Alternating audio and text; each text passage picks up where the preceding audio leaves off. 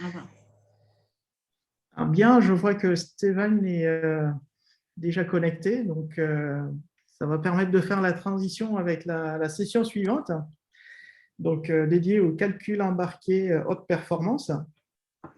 La première présentation donc, sera donnée par Stéphane, qui est enseignant-chercheur à l'Université de Rennes 1 et membre de l'équipe KERN, équipe commune INRIA-IRISA. Les thèmes de recherche de Steven portent sur les méthodes et outils pour la conception d'accélérateurs matériels pour FPGA. Et donc aujourd'hui, il va nous parler de l'amélioration de la performance et de l'efficacité énergétique d'accélérateurs de CNN, donc des réseaux de neurones convolutionnels, à l'aide de l'approche dite d'overclocking. Voilà, la parole est à toi, Steven. Merci Abdoulaye. Donc, effectivement, je vais vous présenter un travail qui porte sur l'amélioration de la performance des accélérateurs matériels pour CNN avec de l'overclocking. C'est un travail qui est conjoint, en fait, qui s'est fait dans le contexte de la thèse de Thibaut Marty et qui a été fait en collaboration avec Tomo Fumi, un collègue de l'INRIA.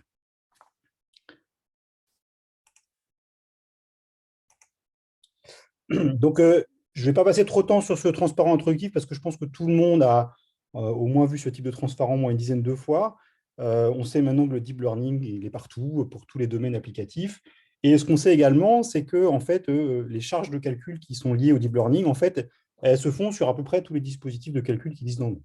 Alors, les tâches d'apprentissage, elles se font plutôt du côté des supercalculateurs et des data centers.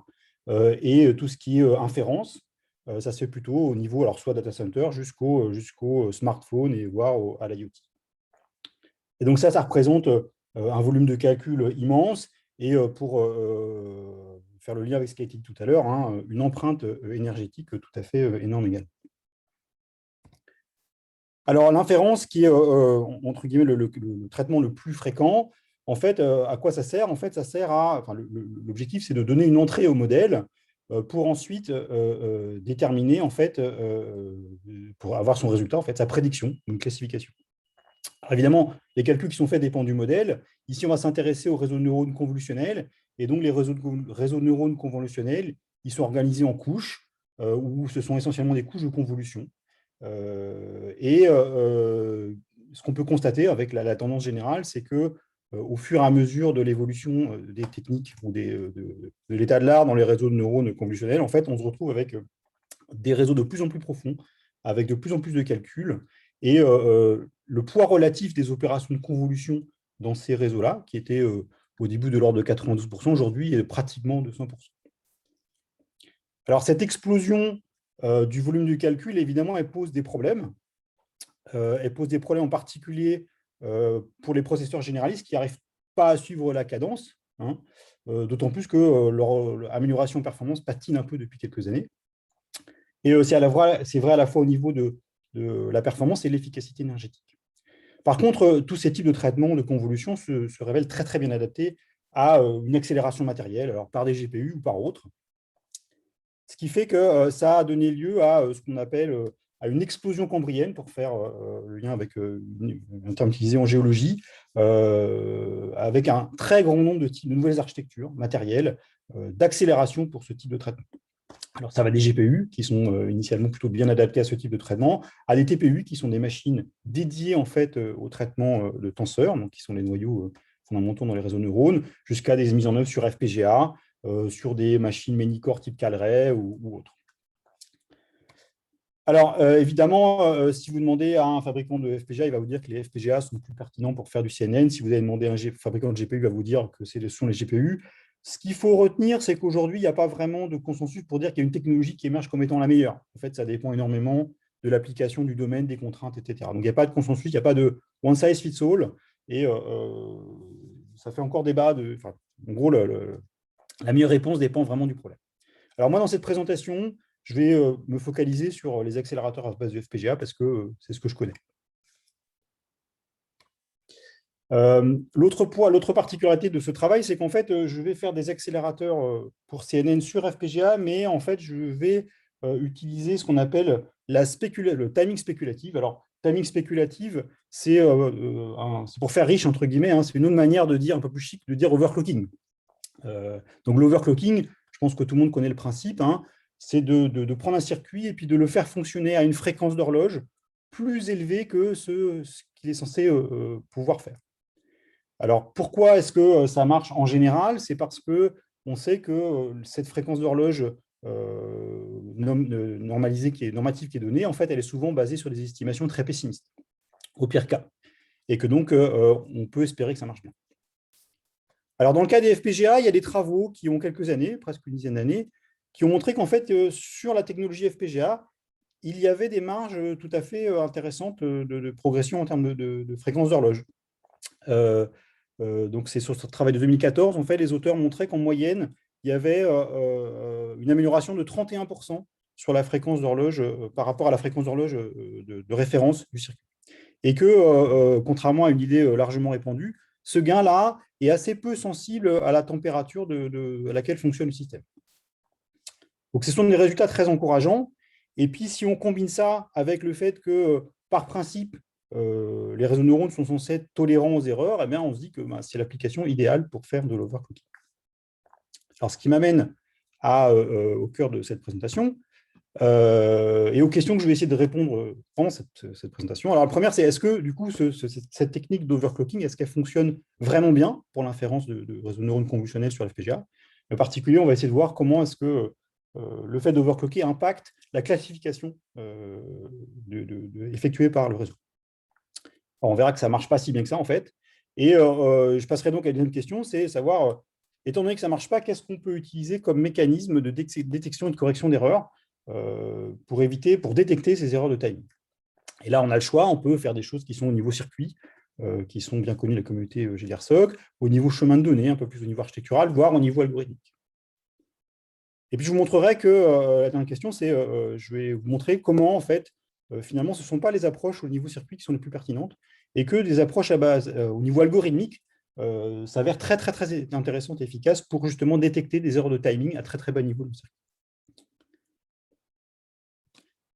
Alors, pour expliquer tout ça, je vais devoir un petit peu rappeler ou présenter, expliquer comment est-ce qu'on conçoit un accélérateur sur FPGA. On va partir d'un algorithme qui va des convolutions ici. Et depuis cet algorithme, qu'on peut exprimer comme un programme ou comme une formule de maths, on va utiliser soit un outil de HDL, on va spécifier une description de circuit sous la forme d'opérateur de registre, ou soit on va utiliser un outil de HLS, donc qui va permettre de passer d'un code C un petit peu instrumenté à un circuit équivalent. Donc ce circuit va être composé d'opérateurs, de registres, et évidemment, on a envie de pouvoir instancier un maximum d'opérateurs les plus rapides possibles pour faire le plus de calculs par cycle.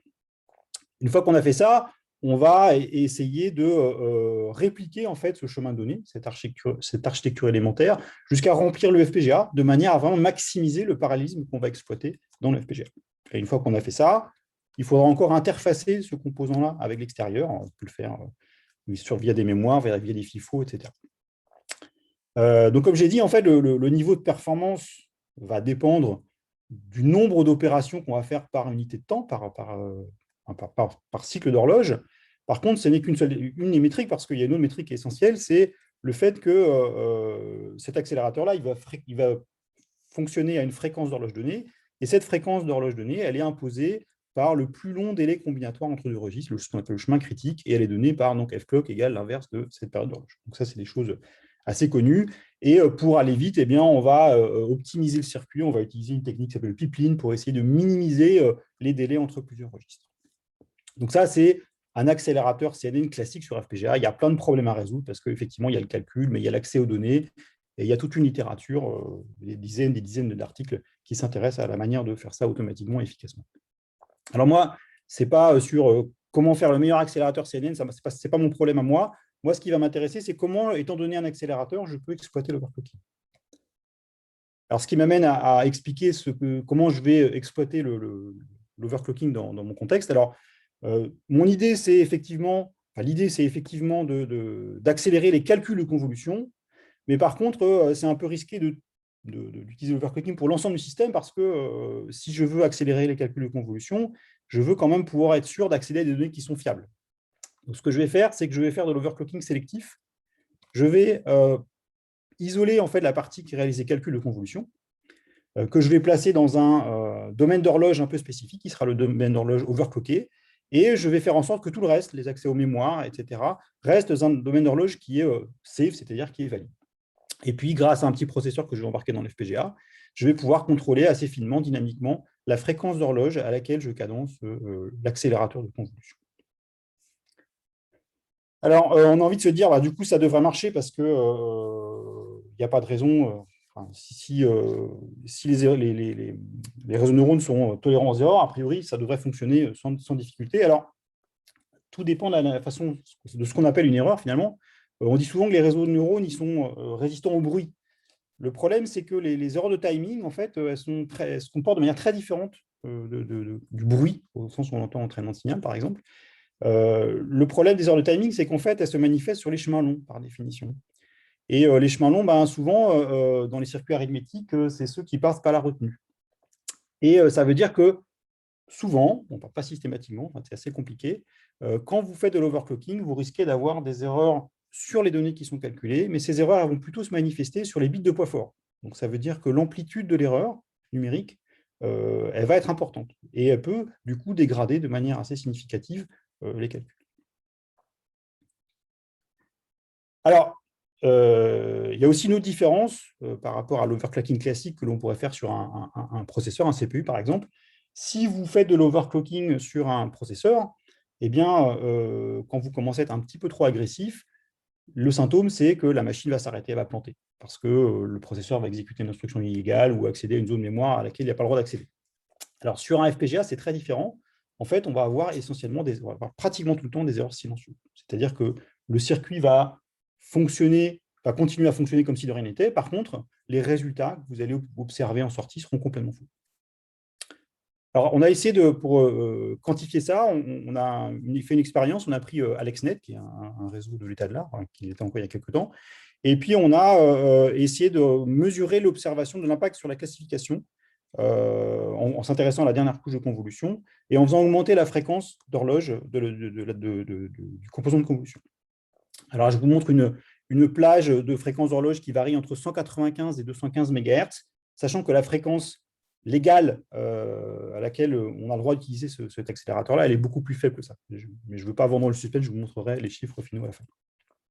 Alors, si on regarde la courbe, vous voyez que jusqu'à en gros 208 MHz, ça se passe plutôt bien. Et puis, à partir de 212, 213, on commence à avoir des erreurs jusqu'à arriver à un taux de classification, une baisse de classification de 5%, ce qui est énorme. Aujourd'hui, l'état de l'art des réseaux de neurones, ils se battent pour des taux de classification à 1 ou 2% près. Donc, évidemment, 5% d'erreurs de classification, c'est complètement inacceptable. Mais on peut se dire que, du coup, si je décide de me placer à 208 MHz, ça va bien se passer. Alors, le problème, c'est que ça va bien se passer. En fait, non. Si vous prenez une autre carte, ou alors si il se met à faire très chaud ou très froid, ou si vous n'avez pas de chance, eh bien, vous pouvez vous retrouver, en étant à 200 MHz, à observer un taux de classification qui va être beaucoup plus élevé, des erreurs de classification qui vont être beaucoup plus élevées que ce que vous pensiez avoir. Tout simple. Et ça, c'est lié à la variabilité.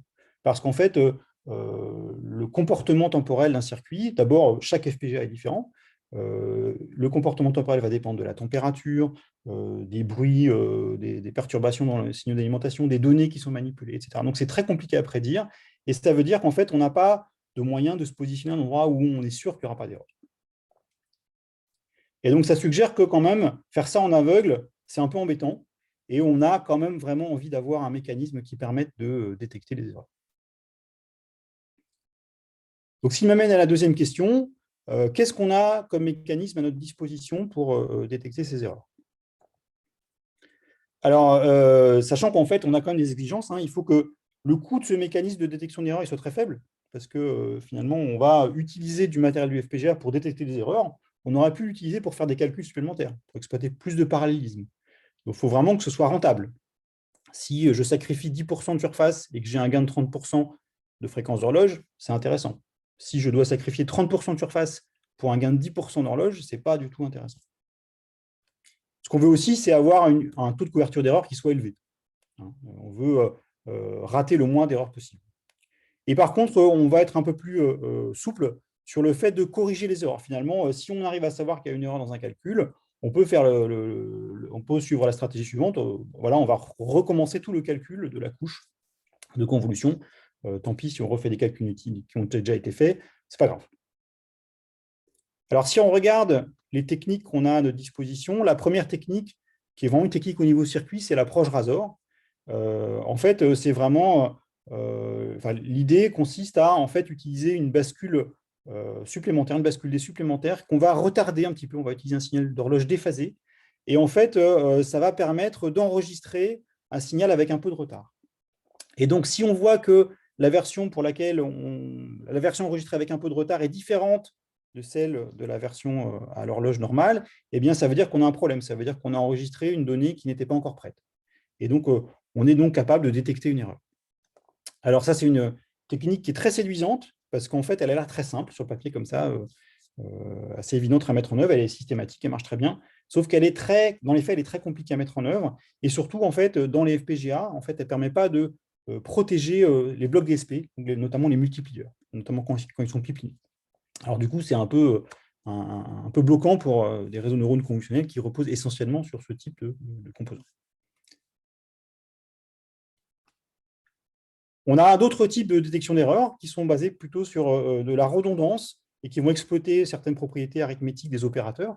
Donc, c'est les approches à baser sur RNS. L'idée, c'est qu'en fait, par exemple, pour protéger une multiplication, eh bien, on va prendre les opérandes, qui sont par exemple sur 32 bits, on va calculer leur valeur modulo 3, on va faire la multiplication modulo 3, et puis on va prendre le résultat de la sortie de la multiplication, on va aussi calculer modulo 3, et puis vérifier que les deux valeurs correspondent. Et si elles ne correspondent pas, c'est qu'on a une erreur de calcul. Donc ça, c'est très intéressant parce que faire des modulo 3, par exemple, ça ne coûte pas très cher en matériel et on peut le faire à moindre coût. Donc ça, c'est bien. Ça se fait très bien en HDL.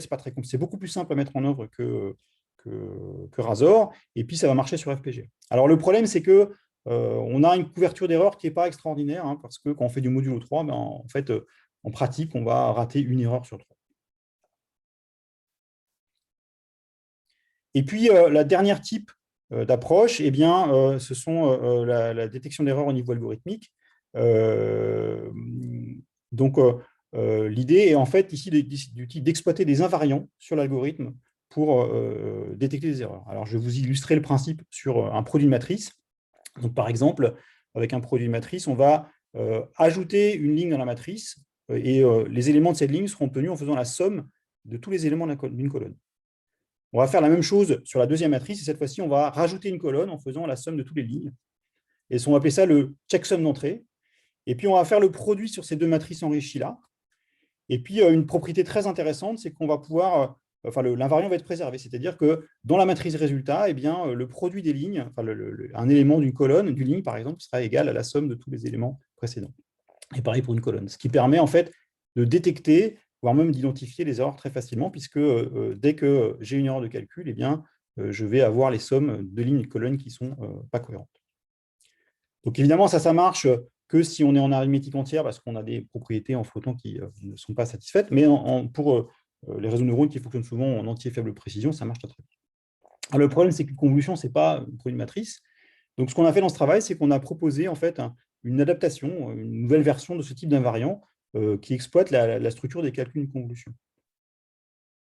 Alors, c'est un peu compliqué à expliquer dans le cas général, parce que dans les CNN, c'est des convolutions assez compliquées avec plein de dimensions. Je vais juste essayer de vous donner l'intuition de comment ça marche sur une convolution à une dimension. Donc, une convolution à une dimension, finalement, c'est j'ai un vecteur Y, j'ai une entrée X, et puis j'ai un ensemble de poids, de coefficients, W. Donc, si j'ai mon vecteur X fait n valeurs et mes poids font k valeurs différentes, je vais obtenir un vecteur Y qui a n-2 valeurs. Et pour calculer ce vecteur, je vais faire nk opérations. Dans la première étape, ça va être de calculer le checksum de sortie. Et le checksum de sortie, ça va être simplement la somme de toutes les valeurs de Y. Donc, en gros, ici, je vais obtenir la valeur -8. Et ça va me prendre n additions. Enfin, de l'ordre de n additions. Alors maintenant, ce que je veux faire, et c'est la partie qui est plus compliquée, c'est que je veux calculer le même résultat, mais cette fois-ci à partir des entrées, et sans refaire la convolution, sinon ce n'est pas intéressant. Donc ce que je vais faire, c'est que le checksum d'entrée, je vais l'exprimer comme étant la somme des sorties, et cette fois-ci, je vais remplacer la définition de Y par la formule qui permet de calculer la convolution. Et donc je vais me retrouver avec une double somme comme ça. Et je vais essayer de simplifier cette formule de manière à réduire les calculs. Parce que je peux voir, par exemple, la multiplication par W4, elle est faite avec plusieurs valeurs de x, et donc je vais peut-être moyen de factoriser, de simplifier les calculs. Donc, par exemple, si je prends ma convolution de tout à l'heure, ce que je peux constater, c'est que si le poids 2 va servir de multiplieur à un sous-ensemble du vecteur x, en fait, n-2 valeurs de x. Pareil, le poids 4 va être réutilisé plusieurs fois. Le poids 2, pareil, sur les dernières valeurs. Donc, je peux essayer de faire une factorisation et commencer par faire la somme des valeurs de ces sous-ensembles de valeurs de x, puis ensuite les multiplier par les poids, et je vais obtenir le résultat qui m'intéresse. Avec ça, j'ai éliminé un grand nombre de multiplications. Mais je peux aller encore plus loin.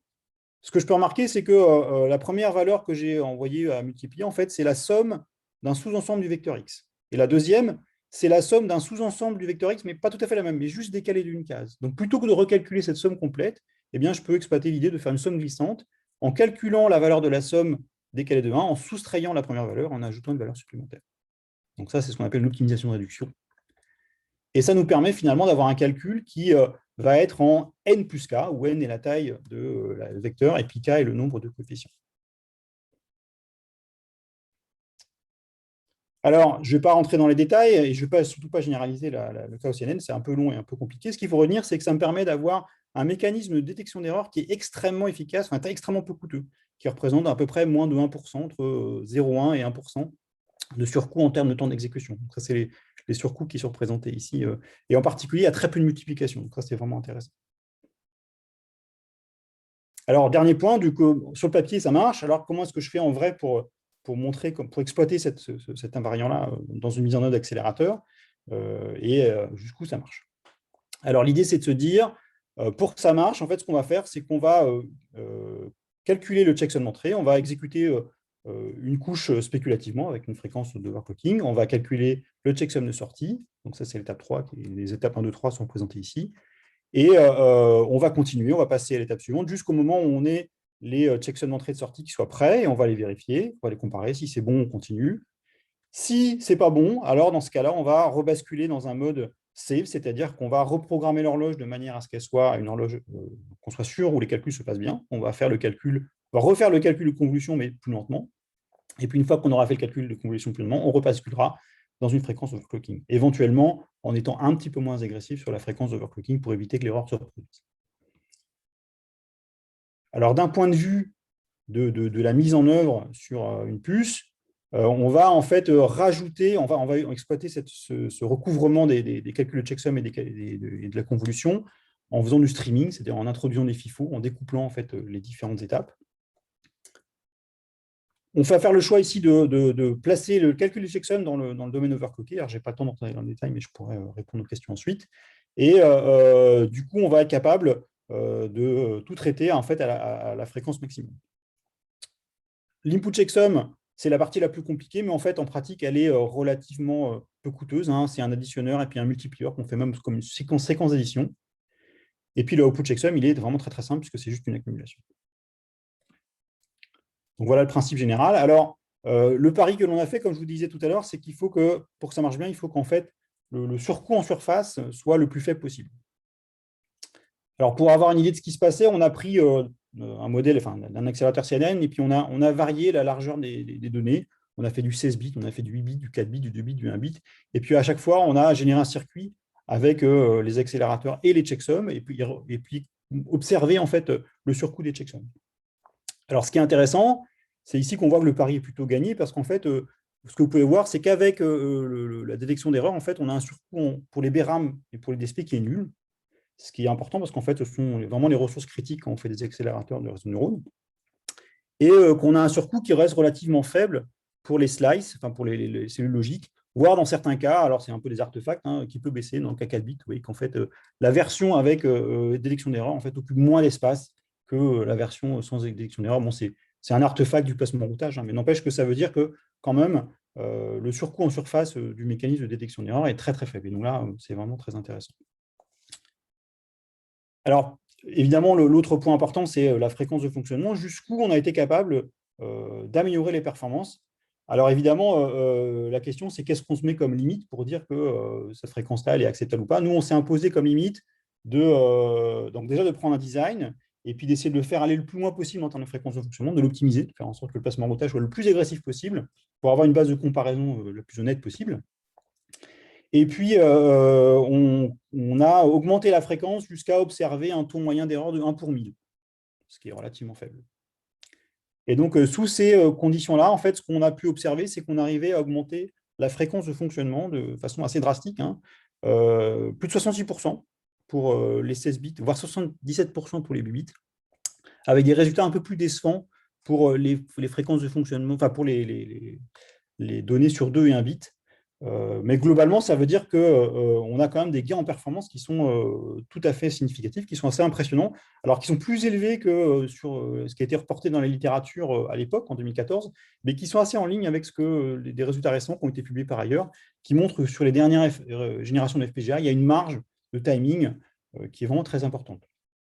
Je n'ai pas le temps de développer, mais je pourrais donner des éléments d'explication là-dessus. Ce qui est aussi intéressant sur FPGA, c'est qu'en fait, on a des gains en énergie, parce que finalement, en fait, sur un FPGA, la partie de puissance statique est très importante, et finalement, améliorer les performances en améliorant la fréquence, ça améliore le bilan en efficacité énergétique globale du système. C'est un peu contre-intuitif, mais c'est ce qui se passe. Et puis, comparé au RNS, donc l'approche modulaire, en fait, on s'aperçoit qu'on a un surcoût en surface qui est plus faible, et par contre, un niveau de correction qui est beaucoup plus fort, parce qu'en fait, dans le cas du RNS, on va comparer des checksums entre guillemets sur un petit nombre de bits, alors que nous, on va avoir des checksums qui vont être environ aux alentours de 40 bits. Donc la probabilité qu'il y ait deux checksums qui matchent sur 40 bits, avec un faux positif et comme un faux négatif, pardon, est quand même très très faible. Donc on a une couverture d'erreur qui est mécaniquement beaucoup plus solide. Donc je vais m'arrêter là du coup. Donc les conclusions, ce qu'il faut retenir de ce travail, c'est que en fait, l'overclocking sur des FPGA pour des CNN, c'est vraiment intéressant parce qu'il y a vraiment des marges de progression qui sont tout à fait significatives. Mais par contre, il faut vraiment faire attention à ce qu'on fait, et en particulier faire attention à la variabilité, qui est un problème qui est souvent pas pris en compte dans les articles. Une autre idée aussi, c'est qu'en fait, quand on parle de timing error, tout de suite, on pense à des techniques de détection d'erreur qui vont être basées sur les circuits, à un niveau très très fin. Ce n'est pas forcément le cas. En fait, tout ce travail que l'on a fait là, en fait, on a tout fait en HLS. On n'a pas, le doctorant qui a fait ce travail, il n'a pas écrit une seule ligne de code HDL. Et il ne s'est certainement pas amusé avec les outils de placement routage. Donc, on peut arriver à utiliser un mécanisme qui est a priori très bas niveau avec des techniques de très haut niveau. Et puis derrière, en fait, il y a des choses plus profondes. En fait, on a trouvé un invariant algorithmique. La question qui se pose, c'est comment est-ce que, étant donné une formule, le maths, qui va me calculer un truc, comment est-ce que je peux automatiquement, un algorithme mathématique, comment est-ce que je peux automatiquement trouver une ABFT, une détection d'erreur algorithmique. Et ça rentre en connexion avec des problèmes qui sont à l'interface entre l'analyse statique, la compilation, et puis les méthodes formelles. Et donc, il y a des travaux, notamment sur la simplification de réduction, qui sont vraiment généralisables pour automatiser l'extraction d'un ABFT pour des classes de problèmes plus générales. Donc voilà, j'ai terminé ma présentation. Merci pour votre attention, et si vous avez des questions, je me ferai un plaisir d'y répondre. Très bien, merci beaucoup Steven. Nous avons quelques questions. Alors, on va essayer de se limiter à celle-là pour essayer de tenir les délais. Donc, une première question de Marcelo Traiola qui demande si vous avez quelques données sur la façon dont la tolérance aux fautes, j'imagine liée aux perturbations externes, est impactée quand on overclock le système. Alors, la tolérance. Alors, qu'est-ce que ça. Je ne suis pas sûr de bien comprendre la question, en fait. Est-ce que tu peux répéter? Parce que Alors, donc, est-ce que vous avez quelques données sur comment la tolérance aux fautes est impactée quand on overclock le système? Alors, par tolérance aux fautes, il met entre parenthèses perturbations externes, j'imagine liées à des perturbations externes. Je ne sais pas si Marcelo a la possibilité de préciser.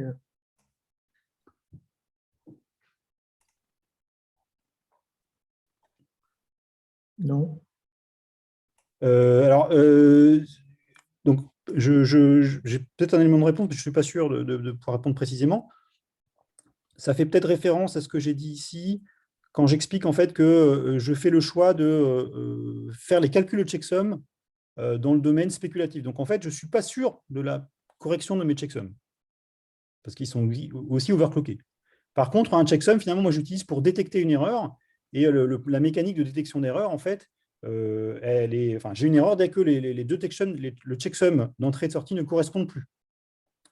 Et finalement, le seul risque en overclockant les checksums, c'est que finalement, j'ai des faux positifs, que j'ai une erreur lors de mes checksums qui va me dire que le calcul est faux alors qu'il est correct. Mais ça, ce n'est pas grave, au fond, ça arrive pratiquement jamais. Et la conséquence, c'est juste on va refaire un calcul de convolution pour rien. Je ne sais pas si ça répond à la question de Marcello. OK. Alors, j'ai d'autres questions, peut-être, que je ne voyais pas, parce que j'ai une question de Mayol sur les bits de poids fort. Alors, en fait, en vrai, c'est un truc assez intéressant. L'intuition, c'est que les erreurs arrivent sur les bits de poids fort. En fait, c'est très compliqué. Ce n'est pas toujours le cas. C'est très, très, très variable. Et en fait, ce qu'on s'est rendu compte, c'est que les résultats empiriques qu'on a pu observer allaient à peu près contre la plupart des hypothèses ou des intuitions qu'on avait. Et ce qui nous a fait nous dire qu'en fait, il y a beaucoup d'approches de correction d'erreurs qui sont basées sur les idées de bon sens, qui ont l'air de marcher de manière évidente. Mais en fait, dès qu'on fait jouer un peu la variabilité, on évalue les choses de manière un peu plus solide, en fait, on se rend compte qu'il y a beaucoup de choses qui ne marchent pas aussi bien que ce qu'on pensait. Ensuite, il y a une autre question de la part d'Alberto Bosio. Je ne sais pas si tu la vois. Alors, juste au-dessus. Voilà. Alors, il demande s'il est possible d'imaginer un réentraînement du CNN dans lequel on considère les erreurs dues à l'overclocking et donc de pouvoir déployer un CNN plus robuste afin. Alors, je ne pense pas, parce qu'en fait, ça revient un peu à la question de tout à l'heure. Il n'y a pas de modèle d'erreur de timing. En fait, il peut se passer tout et n'importe quoi, parce qu'en fait, il faut bien comprendre que chaque FPGA est différent. Pour peut-être donner un élément quantitatif, parce que c'est des choses qui ne sont pas si connues que ça, finalement. Alors, j'ai un transparent qui le montre bien. Pardon.